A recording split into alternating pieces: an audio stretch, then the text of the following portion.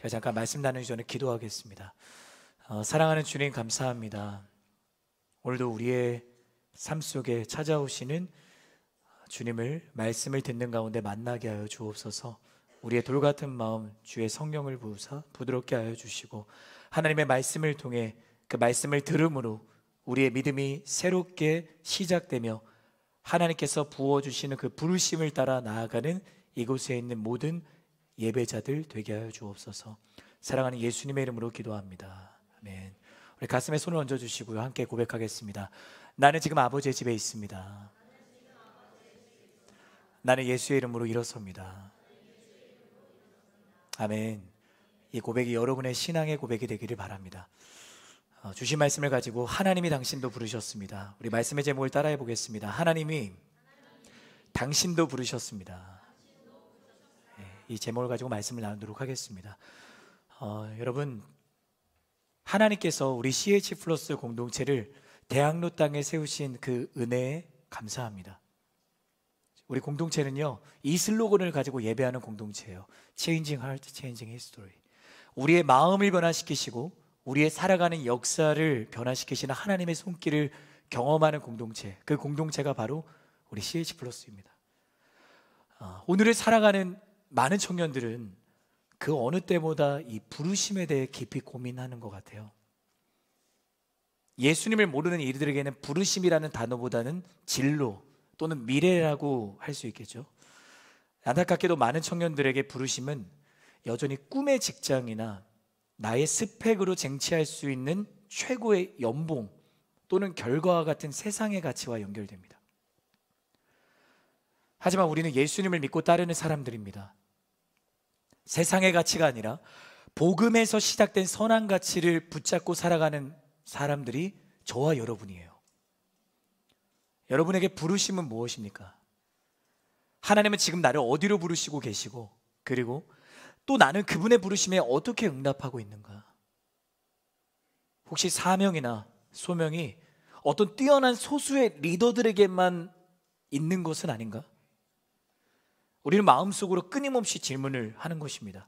나같이 평범한 사람이 과연 하나님께 쓰임을 받을 수 있을까? 내게는 그런 능력이나 자격이 부족한 것은 아닐까? 부르심이란 그런 사람들의 전유물은 아닐까? 지난 9월 프로젝트 예배 때 여러분과 나누었던 한 인물이 있었죠. 소울 서퍼의 베서니 해밀턴, 기억나시죠? 그녀는 13살에 이 서핑 훈련을 하다가 그만 상어의 공격에 자신의 왼팔을 잃고 맙니다. 끔찍한 사건이었어요. 서핑 선수로서 전도 유망했던 그녀에게 그녀의 그 꿈을 한순간에 앗아갔던 사건이었던 거죠. 자신의 부르심을 빼앗긴 것이었습니다. 마치 항해사가 나침반을 잃어버리거나 음악가가 청력을 잃어버린 것과 같았을 거예요. 그런 베서니를 보면서 사람들은 이제 그녀의 인생은 끝이 났구나, 이제 서핑을 계속 할 수 없겠구나, 그렇게 말을 했습니다. 그렇게 그녀의 꿈은 끝난 것처럼 보였는데 놀랍게도 그가 사고가 난 지 3주 만에 다시 서핑보드에 올라선 거예요. 그리고 프로 석수로 복귀하게 됩니다. 베서니는 나중에 이렇게 고백을 하더라고요. 팔을 잃은 것은 제게 일어난 가장 끔찍한 일이었습니다. 그러나 동시에 하나님이 저를 사용하시기에 가장 좋은 기회였습니다. 하나님은 저를 단순히 서핑을 잘 타는 사람으로 부르신 것이 아니라 저의 고난을 통해 소망을 전하는 사람으로 저를 부르신 겁니다. 사람들은 베서니가 한 팔로 파도를 타는 그 기술에 놀란 것이 아니라, 아니 저렇게 왼팔을 잃는 고난을 겪었음에도 불구하고 어떻게 감사할 수 있는가? 그녀를 살아가게 하는 그 삶의 이유에 대해 그들이 감탄했던 겁니다. 즉 베서니의 그 잃어버린 팔이 하나님을 만나는 은혜의 자리가 되었던 거예요. 오늘 우리가 나눌 말씀이 바로 그 베서니가 그녀의 인생에서 경험한 은혜와 같습니다. 오늘 본문이 이야기해주는 이 마태복음 28장 19절부터 20절의 말씀은 우리 온누리교회의 머릿돌이 되는 말씀이에요. 이 시대를 살아가는 모든 청년들에게 주신 이 사명, 이 부르심을 향한 선언문입니다. 이 명령은요, 능력 있는 소수에게만 주어진 것이 아니라 예수를 믿고 따르는 모두에게 주어진 하나님의 초대장입니다. 저는 오늘 말씀을 통해 하나님이 지금 나를 어디로 부르신지를 깨닫게 되기를 예수님의 이름으로 축복합니다. 깨달음에서 머무르는 것이 아니라 순종으로 이어지는 시작이 일어나기를 예수님의 이름으로 축복합니다. 그래서 오늘 세 가지의 영적인 메시지를 나누기를 원합니다. 첫 번째, 함께 따라하겠습니다. 나의 갈릴리에서 예수님을 만나야 합니다.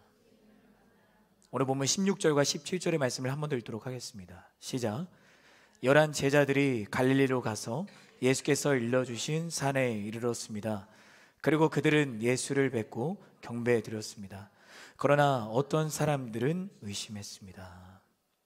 부활하신 주님은 제자들을 화려한 예루살렘 성전이 아니라 그들의 고향인 갈릴리의 한 산으로 부르십니다. 여기서 핵심은 왜 갈릴리인가? 갈릴리는 예루살렘과는 대비되는 소외된 장소였습니다. 변두리 지역이었어요. 주님은 바로 그곳으로 제자들을 지금 부르시고 계시는 것입니다.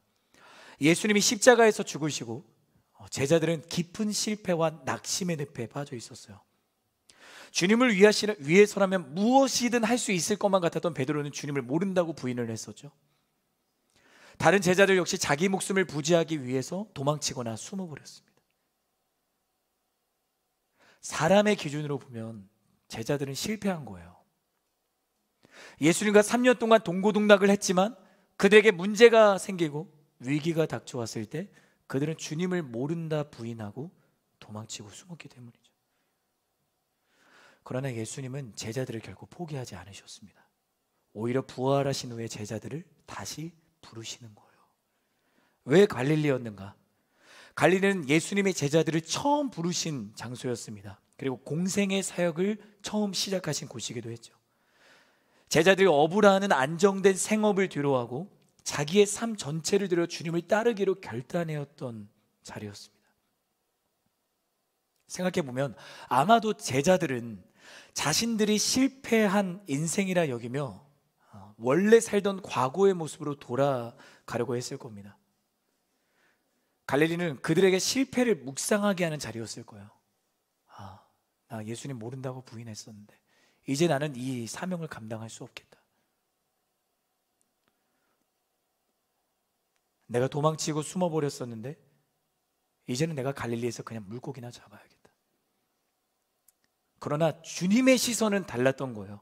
그곳에서 다시 제자들을 부르시는 거예요. 혹시 나의 삶에도 주님 나는 자격이 없습니다, 나는 실패자입니다라고 속삭이는 그 실패의 갈릴리에 여러분이 서 계십니까? 여러분 기억하기를 바랍니다. 주님은요 우리의 자격이나 능력으로 우리를 부르시는 것이 아닙니다. 실패하고 도망쳤던 제자들을 주님이 먼저 찾아오신 것처럼 지금도 가장 연약하고 절망적인 자리에 있는 여러분을 부르시는 겁니다. 그러므로 우리에게 부르심은 오늘 제자들처럼 주님이 우리를 부르셨던 그 처음의 자리로 돌아가 예수님과 함께 다시 시작하는 것입니다. 오늘 보면 16절을 보면 제자들은 부활하신 예수님이 일러주신 산에 정확히 도착합니다. 예수님은 갈릴리에서 만나자고 제자들에게 약속을 하셨고요, 제자들은 그 말씀을 따라 산으로 가는 거예요. 자, 이 장면은 우리에게 매우 중요한 영적인 원리를 가르쳐 줍니다. 첫 번째, 제자들이 주님을 만날 수 있었던 이유는 말씀에 따라 순종했기 때문이에요. 두 번째, 예수님을 만나고 부르심을 받는 그 자격은 사람에게 있지 않나요? 주님을 만나고 그분의 부르심을 발견하는 길은 멀리 있지 않은 거죠. 그건 바로 여러분에게 이미 주어져 있는 거예요. 하나님의 말씀, 그 말씀 앞에 우리가 마땅히 해야 되는 건 뭘까요? 따라합시다. 순종입니다. 여러분 말씀을 들을 때 순종하는 자가 되기를 예수님의 이름으로 축복합니다. 우린 종종 하나님의 부르심을 나는 발견하지 못했습니다고 이야기하는 순간들이 있잖아요. 왜 하나님이 나에게는 말씀하시지 않는가? 질문을 바꿔야 돼요. 내가 하나님의 부르심을 발견하지 못하는 이유는 나의 순종이 멈춰있기 때문은 아닐까? 부활하신 주님은 제자들에게 단순히 가라 명령하신 것이 아니죠. 내가 일러주는 그 산으로 오라라고 정확하게 말씀하셨어요. 여러분, 하나님은 여러분에게 추상적으로 말씀하시지 않습니다. 늘 정확하게 말씀하세요. 생각해 볼까요? 약속 장소에 나가야 약속한 대상을 만날 수 있는 거잖아요.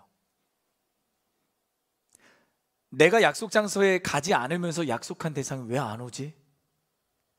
이런 바보 멍충이가 어디 있어요? 그죠? 그렇다면 우리는 주님과의 약속을 어떻게 대하고 있는가? 주님이 나를 만나기 위해 기다리시는 약속 장소는 어디인가? 이 예배의 자리입니다. 내가 주님을 만나기 위해서는 예배의 자리에 나와야 되는 것입니다. 여러분, 주님은 여러분에게 말씀하셨습니다. 나는 너를 만나기 원한다. 이 예배의 자리가 주님을 만나는 자리입니다. 단지 대학로 이름 안에 있다고 해서 예배의 자리에 온 것일까요? 아닙니다. 예배의 자리에 나온다는 것은 내가 순종하기로 결단하는 거예요. 이스라엘 백성이 하나님의 명령에 순종해 광야로 나아갔던 것처럼 내 뜻과 내 생각을 다 내려놓고 오직 말씀에만 귀 기울이기로 결단하는 것이 예배의 자리로 나오는 거예요. 내가 이 자리에 있지만 나의 생각은 딴 데 있고 나의 시선은 다른 곳을 향해 있고 내가 찬양하지 않고 말씀을 듣는 가운데 여전히 이것은 나에게 불편하다, 부담이 된다, 그러면서 흘려보내고 튕겨버리면 나는 예배의 자리에 있지만 예배의 자리에 나오지 못한 겁니다. 사랑하는 여러분, 여러분의 마음은 지금 어디에 있습니까? 여러분의 시선은 지금 무엇을 향해 있습니까? 저는 여러분이 말씀을 듣는 자가 되기를 예수님의 이름으로 축복합니다. 오직 하나님께 나의 시선을 0점 조준해야 되는 거예요. 이 예배가 내 삶의 마지막 예배인 것처럼 나는 최선과 전심을 다해 하나님을 예배해야 되는 것입니다. 여러분, 이 예배가 마지막 예배인 것처럼 최선을 다해 예배하기를 주님의 이름으로 축복합니다. 내가 정말 이 예배가 마지막 예배이라고 생각한다면 우리가 어떻게 이 예배를 가볍게 여길 수 있겠어요? 그저 예배당의 문턱을 넘는 것에 내가 스스로 위로하는 것이 아니라 주님 앞에 엎드려 내 삶 전부를 드리는 예배가 여러분의 예배가 되었으면 좋겠습니다. 예배는요, 기회비용이 적용이 되지 않는 곳입니다. 이 땅의 사람들은 그렇게 얘기를 해요. 내가 A라는 것을 선택하기 위해서 B라는 것을 포기해야 된다. 그러기 위해선 B가 조금 더 가치가 떨어져야 되는 거죠. 그래야 A를 선택하는 것이 유의미한 거예요. 그게 세상이 이야기하는 거죠. 하지만 내가 예배의 자리로 나아올 때 우리는 그런 기회비용으로 이 예배의 자리를 바라보아서는 안 되는 겁니다. 주님, 내가 나의 시간을 뒤로하고 내가 쉴 시간을 뒤로하고 내가 예배하는 겁니다. 아니에요. 그리스도인은 예배할 때 삽니다. 예배는 호흡인 거예요. 따라합시다. 예배는 호흡입니다. 그냥 내가 하나님 이 시간을 내가 하나님께 그냥 드립니다가 아니라 나의 삶 전체를 드리는 것이 예배입니다. 여러분을 축복합니다. 하나님 앞에서 기회비용을 들이대지 않기를 주님의 이름으로 축복합니다. 예배는 하나님께 나의 전부를 드리는 것이다. 주님과의 만남의 현장에서 오늘 제자들의 상반된 두 가지 반응이 나타납니다. 하나는 주님을 경배하고 또 다른 하나는 의심합니다. 제자는 주님을 보자마자 무릎을 꿇고 마땅히 드려야 할 예배를 드렸어요. 여러분, 우리 CH 플러스의 P와 L의 뜻이 뭔지 아세요? P는 prayer, 뜨겁게 기도한다. L은 liberty, 자유롭게 예배한다. 저는 이 CH 플러스의 이 귀한 가치가 얼마나 우리 공동체를 잘 설명해 주는가라는 생각을 합니다. 우리 CH 플러스 공동체는 뜨겁게 기도하는 공동체입니다. 우리 CH 플러스 공동체는 자유하게 예배하는 공동체입니다. 저는 우리 공동체가 그렇게 주님을 경배하는 제자 공동체가 되기를 주님의 이름으로 축복합니다. 무엇이 경배인가? 주님의 이름을 내가 간절히 부르짖는 거예요. 내 삶의 모든 벽과 장애물을 넘어 자유롭게 예배하는 곳입니다. 그런데 반대로 제자들 중에 누군가는 의심했다라고 성경은 이야기를 합니다.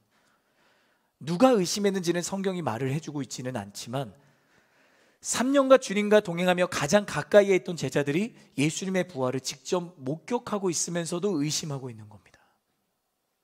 이는 믿음과 현실 사이에서 벌어지는 괴리, 이 충돌을 보여주고 있는 겁니다. 하나님께서 친히 일하시는 놀라운 현장 앞에 내가 있음에도 불구하고 나의 이성과 나의 경험으로 계속 그것을 믿지 못하고 있는 겁니다. 수많은 기적을 경험하고도 여전히 부활을 믿지 못하는 이 제자들의 모습은 사실은 저와 여러분의 모습이죠. 우리는 습관적으로 묻습니다. 하나님, 나에게 이 일이 가능할까요? 현실적으로 내 경험상 이것은 결국 부활하신 주님이 하늘의 모든 권세와 땅의 모든 권세를 가지셨다는 선언을 내가 믿지 못하는 거예요. 여러분, 예수님은 하늘과 땅의 모든 권세를 가지신 분이십니다. 그렇기 때문에 그 온 우주와 온 세상과 모든 나라의 왕이 되신 주님이 나를 부르셨는데 내가 하나님, 이 일이 내게 가능할까요?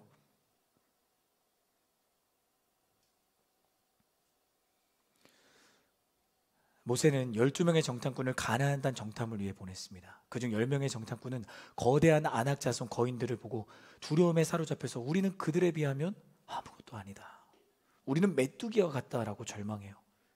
그들의 눈은 가나안 땅을 내가 너에게 차지하게 할 것이다라는 하나님의 약속을 본 것이 아니라 아낙 자손을 본 거죠. 하지만 여호수아와 갈렙은 아낙 자손이 아니라 하나님을 바라보았어요. 그러니 그들의 입술에서 이러한 고백이 터져 나온 겁니다. 그들은 우리의 밥입니다. 같은 상황이에요. 그런데 하나님을 바라본 사람은 그들은 우리의 밥입니다. 그런데 문제의 상황을 바라본 사람들은 우리는 그들에게 비하면 메뚜기와 같습니다. 무슨 차이인가? 경배와 의심은 시선 싸움에 달려있는 것입니다. 여러분은 무엇을 바라보며 살아가십니까? 우리가 말씀을 들을 때 여전히 내 삶의 안악자손을 바라보면 의심할 수밖에 없는 거예요. 이 말씀은 나와는 동떨어져 있는 말씀처럼 여겨지는 거죠. 그 말씀이 내 삶의 현실이 되는 경험을 나는 할 수 없는 것이에요. 그러나 말씀 가운데 내가 주님을 만나기를 갈망하며 나의 모든 시선을 하나님께 고정하면 의심 속에서도 내가 주님을 경배하는 사람으로 하나님이 나를 세우시는 것입니다. 우리의 삶을 돌아보며 여러분 질문하기를 바랍니다. 따라해 봅시다. 나는 부르심에 대한 감사가 있는가? 여러분, 부르심에 대한 감사가 있으세요? 만일 우리가 예수님이 나를 위해 하신 그 놀라운 일들, 나를 위해 자기의 생명을 다 내어주신 그 사랑, 그리고 다시 살아나신 부활의 승리를 내가 정말 믿고 있다면 우리의 감사는 정말 자연스럽게 터져 나올 거예요. 다윗이 시편 23편에서 고백하였던 것처럼 시냇가에 심은 나무가 계절을 따라 자연스럽게 열매를 맺는 것처럼 믿음의 사람은 감사할 수밖에 없습니다. 우리 한 번 더 고백합시다. 믿음의 사람은 감사하는 사람입니다. 내가 감사하고 있다면 나는 믿음의 사람인 거예요. 우리 서로를 바라보며 이렇게 축복하겠습니다. 감사하세요. 그렇게 내가 주님을 신뢰하는 사람이면 어떠한 부르심이 나에게 있어도 우리는 뭘 하는 거예요? 예스, 주님 내가 따르겠습니다. 주님 내가 나아가겠습니다. 내가 왜 못 따를까요? 주님을 믿지 못하기 때문이죠. 한 아이가, 아빠가 아이가 넘어진 거예요. 그래서 손을 잡고 내가 너 일으켜줄게 하는데 아빠, 나는 아빠를 믿지 못하겠습니다. 아빠가 나를 또 넘어뜨릴지 내가 어떻게 합니까? 그 손을 거두어 주옵소서. 막 그렇게 한다면 그 아이가 좀 이상한 거죠. 나는 나의 영적인 부모가 되시는 하나님을 사랑하는 자녀인가? 주님은 나를 변함없이 사랑하시는데 나는 그분을 사랑하는 자녀로 서 있는가?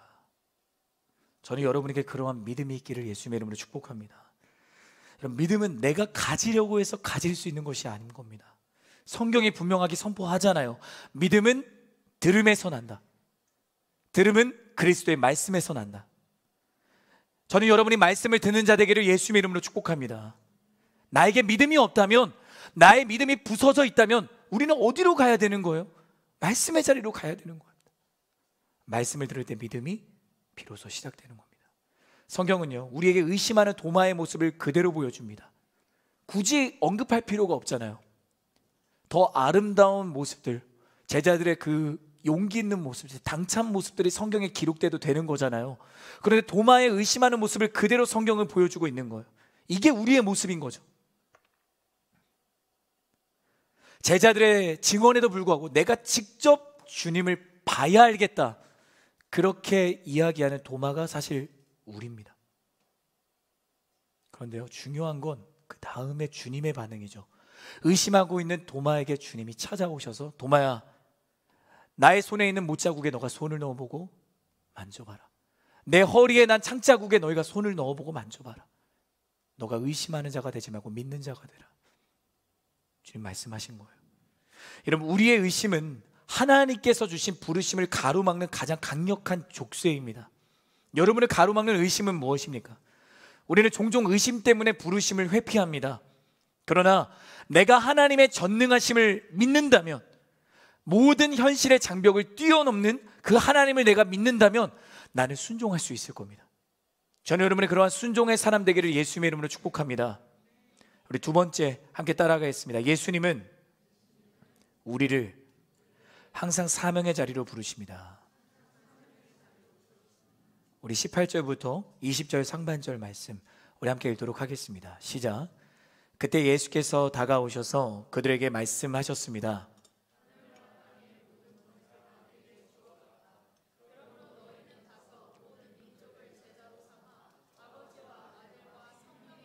세례를 주고 내가 너희에게 명령한 모든 것을 가르쳐 지키게 하라. 아멘.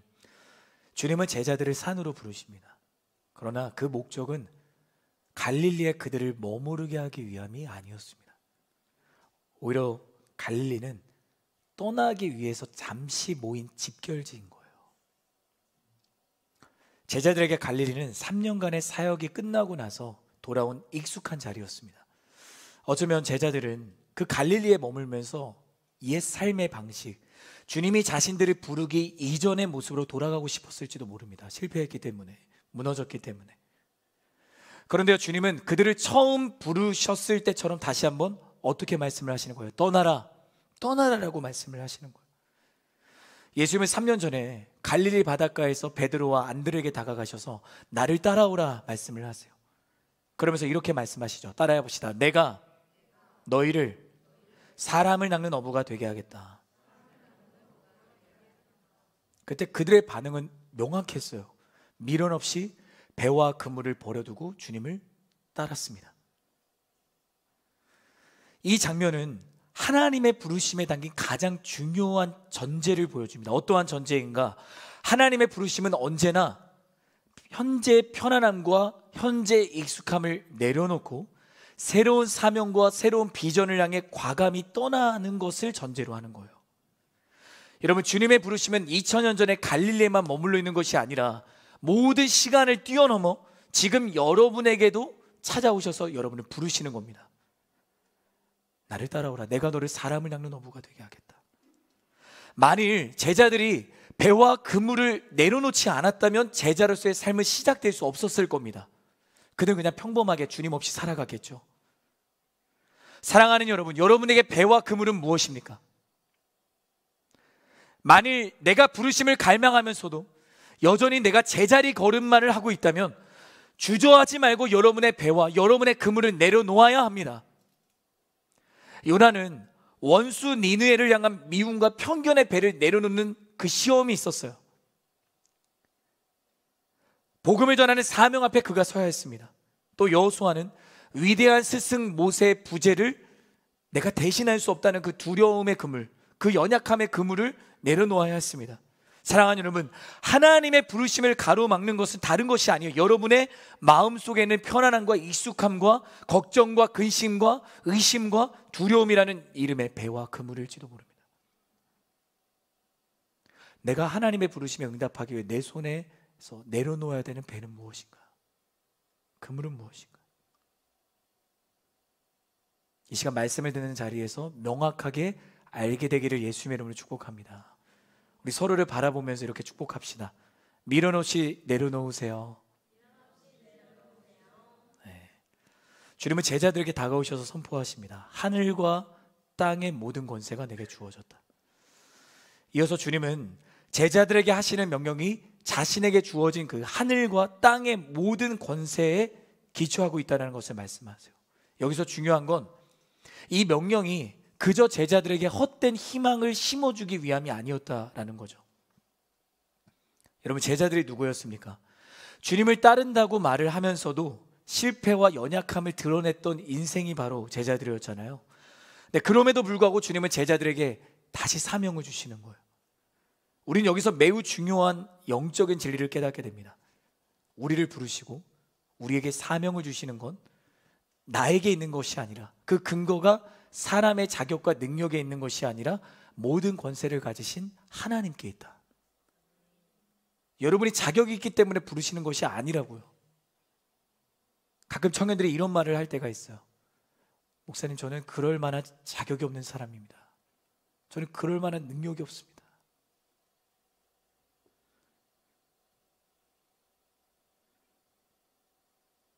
목사님, 저는 그 부르시는 그 자리에서 제 앞가림도 하지 못하는데 제가 누구를 섬기고 누구를 사랑할 수 있겠습니까? 사랑하는 여러분, 하나님의 부르심은 결코 후회하심이 없고 실수가 없으세요. 그렇다면 그분이 나의 삶을 가장 잘 아실 텐데, 나의 삶을 가장 잘 아시는 하나님이 나를 부르신다면 우리의 마땅한 반응은 아멘, 내가 주님을 따르겠습니다. 이 고백이 저와 여러분의 고백이 되었으면 좋겠습니다. 이렇게 말씀을 하시잖아요. 제자를 삼으라. 그러면 이렇게 반응하는 사람들이 있어요. 아니, 제가 제자를 삼을 수 있습니까? 이렇게 이야기를 하는 사람이 있는 거죠. 여러분, 어떤 생각이 드세요? 제자를 삼으라. 지금부터 내 제자를 찾아야 되는가? 목사님, 제 앞가림도 힘듭니다. 제가 누구를 제자로 삼습니까? 저도 신앙생활 제대로 못합니다. 제자를 삼는 건 목사님들이 하는 거 아닙니까? 선교사님들이 해야 되는 거 아닙니까? 여러분, 이 명령은 우리의 현실과는 동떨어져 있는 말씀처럼 들릴 수 있습니다. 그러면 이 말씀을 우리는 어떻게 적용해야 되는가? 또 주님 말씀하시죠. 모든 민족에 내가 나아가라. 지금 당장 우리가 모든 민족을 만날 수 있습니까? 비행기 티켓을 막 진짜 온 사방에 다 내가 티켓팅을 해야 될까요? 그건 할 수 있어요. 따라하겠습니다. 내 곁에 있는 한 사람에게 집중하는 일은 바로 시작할 수 있습니다. 제자를 삼는 것은 다른 것이 아니에요. 내 옆에 있는 한 사람에게 하나님의 마음과 시선으로 집중하는 것이 제자를 삼는 겁니다. 믿지 않는 가족, 믿지 않은 친구, 믿음이 무너져되는 동역자를 내가 품고 기도하며 섬기는 것이 제자를 삼는 한 사람의 인생인 겁니다. 목사님, 저는 목회자가 아니니 세례를 줄 수 없습니다. 그러니 이 말씀은 저에게는 적용되지 않습니다. 아닌 겁니다. 여러분, 예수님이 제자들을 부르셨을 때 제자들에게 바로 세례를 주시고 수많은 교리들을 막 가르치셨습니까? 아닙니다. 오히려 주님은 하나님을 사랑하는 한 사람이 어떻게 살아가는지를 자신의 삶으로 몸소 보여주셨어요. 그렇다면 우리가 이 말씀을 어떻게 살아갈 수 있는가? 내가 하나님을 사랑하는 한 사람으로서 서 있는 거예요. 그리고 내 곁에 있는 나의 가족들과 친구들과 일터에 있는 동료들과 여러분 곁에 있는 동역자에게 하나님을 사랑하는 사람으로서의 삶을 보여주는 거예요. 그게 이 말씀을 그대로 살아내는 한 사람의 모습인 겁니다. 예수님은 어떻게 살아가셨어요? 새벽에 한적한 곳을 찾아 기도하셨어요. 십자가의 죽음 앞에서도 괴로워하시지만 그럼에도 하나님의 뜻을 구하며 순종의 길을 끝까지 걸어가셨어요. 세리와 죄인들과 함께 식사하시고 버림받은 자들, 힘없는 자들과 함께 하셨어요. 그리고 제자들의 반을 친히 시키셨어요. 사단의 유혹에 맞서 말씀으로 승리하셨어요. 병자를 고치는 기적을 행하셨지만 사람들은 그를 왕으로 세우려고 했을 때 주님은 그 유혹을 단호히 거절하셨어요. 우리가 말씀을 통해서 볼 수 있는 예수님의 삶이 우리가 살아갈 수 있는 삶이 어떠한 삶이어야 되는지를 예수님이 우리에게 보여주시는 겁니다. 저는 여러분이 주님을 닮아가는 그리스도인 되기를 예수님의 이름으로 축복합니다. 말씀을 읽으면, 내가 말씀을 묵상하면 그리스도에서 내가 어떻게 살아가야 되는지를 성령님이 나에게 말씀을 해주시는 거예요. 내가 말씀을 읽지 않고 내가 이 주일의 그 설교에만 내가 급급하며 살아간다면 우리가 매 주일 매일의 일상 가운데 내가 어떻게 살아가야 되는지를 알 수 없는 거예요. 말씀을 듣는 자 될지어다. 말씀을 듣는 자가 되어야 되는 거예요. 세 번째 따라가겠습니다. 순종하는 자가 주의 임재를 경험합니다. 우리 마지막 20절 하반절의 말씀 함께 읽도록 하겠습니다. 시작. 보라, 내가 세상 끝날까지 너희와 항상 함께 있을 것이다. 아멘. 주님은 제자들에게 마지막으로 약속하세요. 내가 세상 끝날까지 너희와 항상 함께 있을 것이다. 저는 이 축복이 여러분에게 있기를 주님의 이름으로 축복합니다. 주님이 함께 하시겠다는 그 약속은 내가 아무것도 안 해도 주어지는 것은 아닙니다. 종종 청년들은 대가 없는 은혜를 바라요.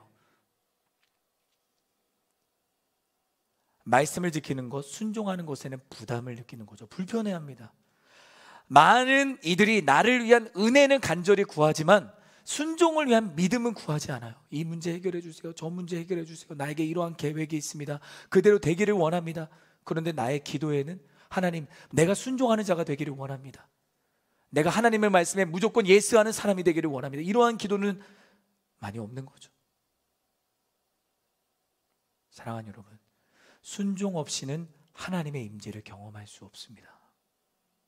임재 없이는 부르심의 자리에서 내가 순종할 수 없습니다. 그런 이들이 있더라고요.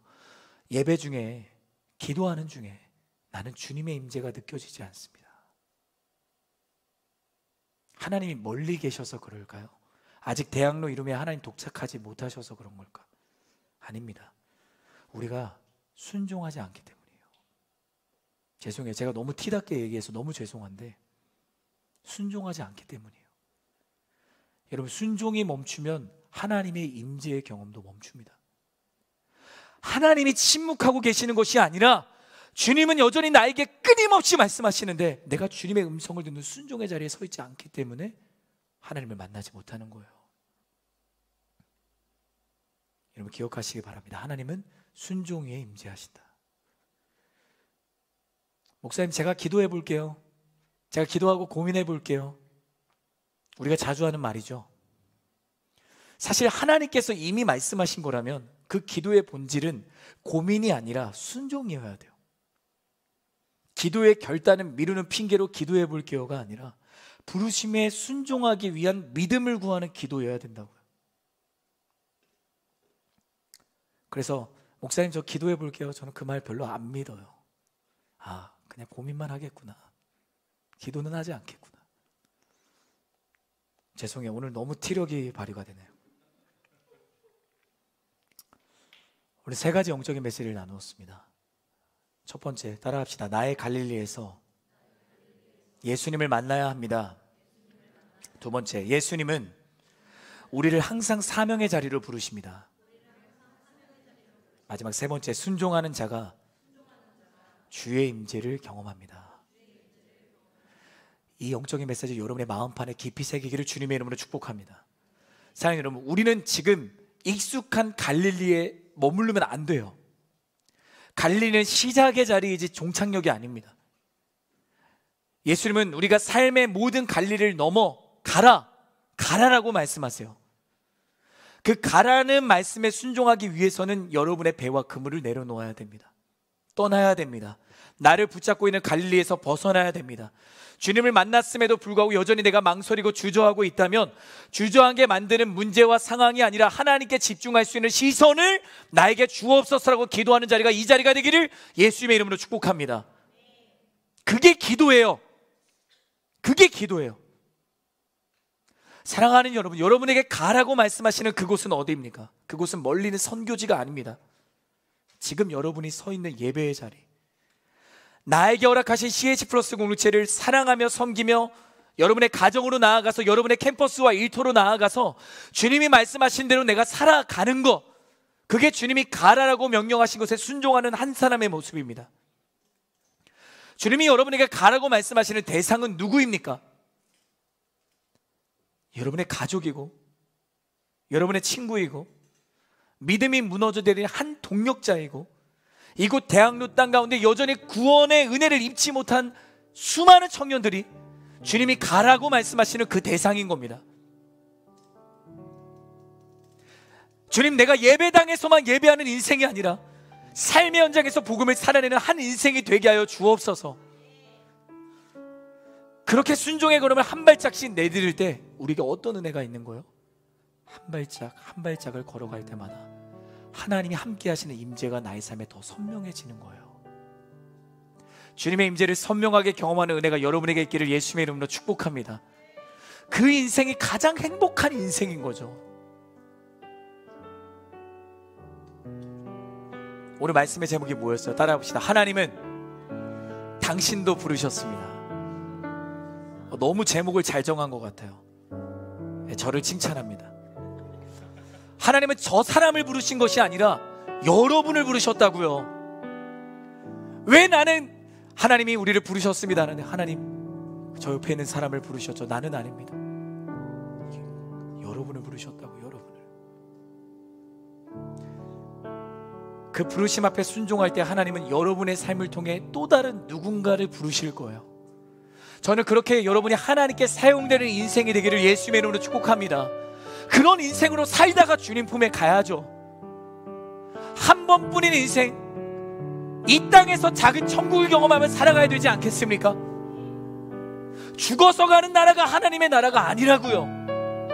이곳에서 주님의 부르심을 따라 사명을 감당하는 자가 하나님의 통치와 세상 끝날까지 내가 너와 항상 함께 있을 것이다, 이 동행의 기쁨을 누리며 살아가는 인생이라고요.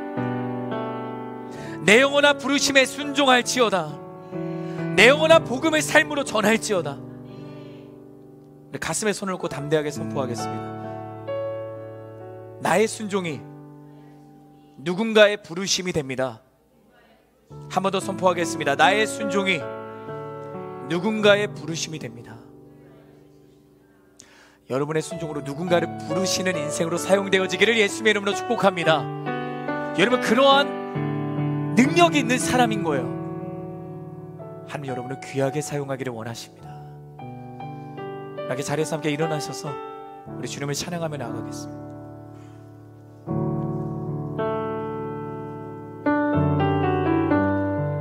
원래 다른 곡을 찬양하려고 했었는데 이 첫 곡에 너무 마음에 감동이 있어서 함께 찬양하기를 원합니다. 주의 사랑을, 주의 사랑을, 주의 선하심을, 주의 은혜를, 주의 은혜를 생각해보라. 하늘보다도 더 높으신 아버지의 사랑 크고 놀랍네. 아버지 사랑 크고 놀랍네. 우리 한번 더 믿음으로 고백합니다. 주의 사랑을, 주의 선하심을, 주의 은혜를 생각해보라. 하늘보다도 더 높으신 아버지의 사랑 크고 놀랍네. 아버지 사랑 크고 놀랍네. 내 없이 그 사랑 잊으리. 내 없이 주의 긍휼 잊으리. 내 영혼을 모든 손 만족시킨 하나님. 주의 사랑을, 주의 선하심을 주님, 우리가 주님의 은혜를 기억하기를 원합니다. 주의 은혜를 생각해보라. 하늘보다도 더 높으신 아버지의 사랑 크고 놀랍네.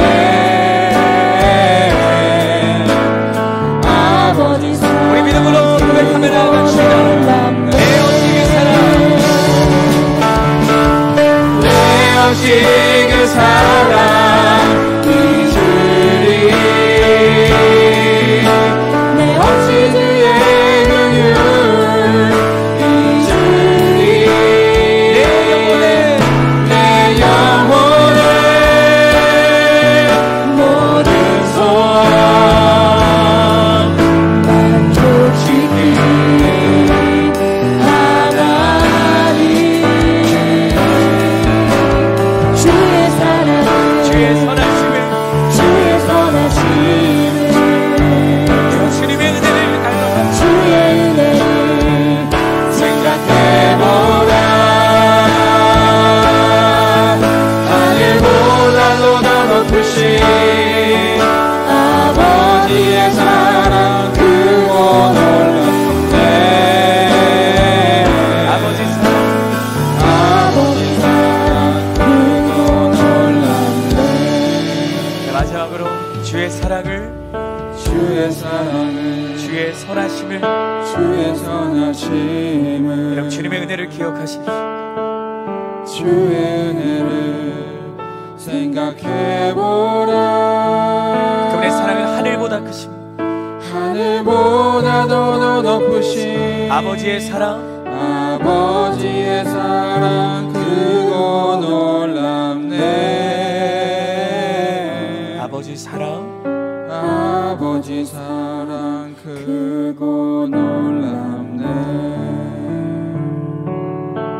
여러분 하나님의 선하심과 인자심을 맛본 사람은 주님의 부르심에 하나님 내가 그 부르심에 순종하겠습니다 라고 하는 사람이 되는 것이죠. 그러나 주님의 선하심과 인자심을 맛보지 못한 인생은 여전히 고민하는 거죠. 여전히 망설이는 거죠. 여전히 기회비용을 따지고 지금 나에게 이러한 문제와 이러한 상황과 현실이 나에게 있는데 내가 어떻게 부르심에 순종할 수 있습니까? 사랑하는 여러분, 이 시간 기도할 때 우리 이렇게 기도합시다. 주님, 내가 주님의 선하심과 인자하심을 이 시간 맛보게 하여 주옵소서. 내가 주님의 사랑을 이 시간 경험하게 하여 주옵소서. 우리 가슴에 손을 얹고 우리 주님의 죄만 외치고 그렇게 기도하며 나갑시다. 기도. 주여, 주여, 주여.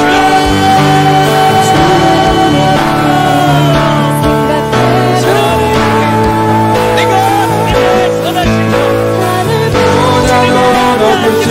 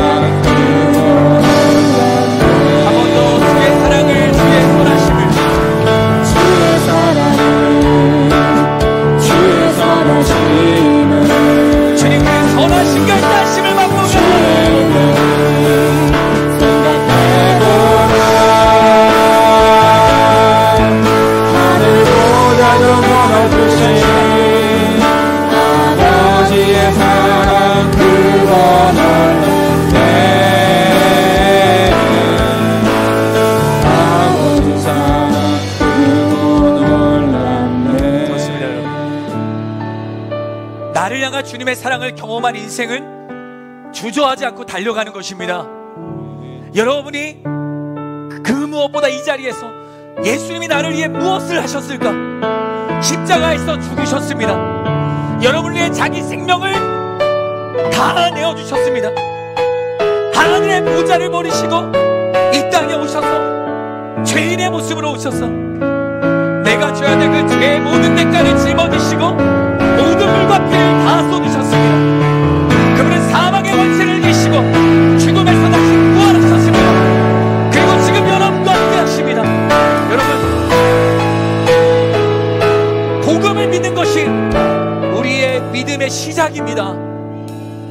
얼마나 믿었는가는 중요하지 않은 거죠. 지금 이 자리에서 주님이 나를 위해 무엇을 하셨는가, 그것을 믿게 되는 기도의 자리가 될까요? 주옵소서. 우리 주님의 이름으로 외치고 우리 기도하며 나가겠습니다. 주여, 선하시는 주님, 나를 위해 주님이 무엇을 하셨는지를 내가 시간 깨닫기를 원합니다. 자기 운명을 내어주시고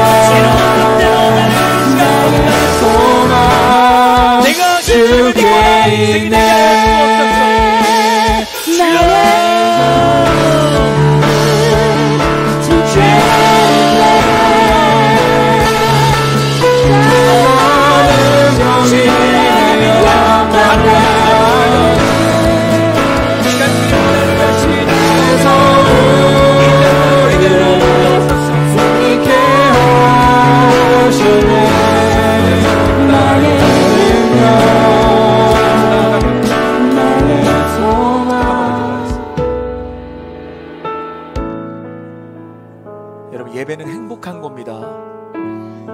예배는 하나님을 만나는 자리이기 때문에 행복한 겁니다. 내가 행복하지 않다고요? 틀렸어요. 내가 불행하다고요? 틀렸어요. 성경은 단 한 번도 우리에게 그렇게 말하신 적이 없어요. 그런데 우리가 세상의 문화와 가치관과 제 얼룩진 그 자리에서 살아가다 보니 주님과 동행하는 기쁨이 이미 나에게 있는데 나는 행복하지 않다, 불행하다, 불안하다, 걱정이 된다. 아닙니다, 여러분. 아닙니다. 그래서 우리 마지막으로 기도할 때, 주님, 보라, 내가 세상 끝날까지 너희와 항상 함께 있을 것이다. 부활하신 주님이 우리에게 주신 마지막 말씀이에요. 그 말씀은 여전히 유효하며 지금도 우리를 살아가게 하는 그 생명의 터전임을 여러분 믿으시기를 바랍니다.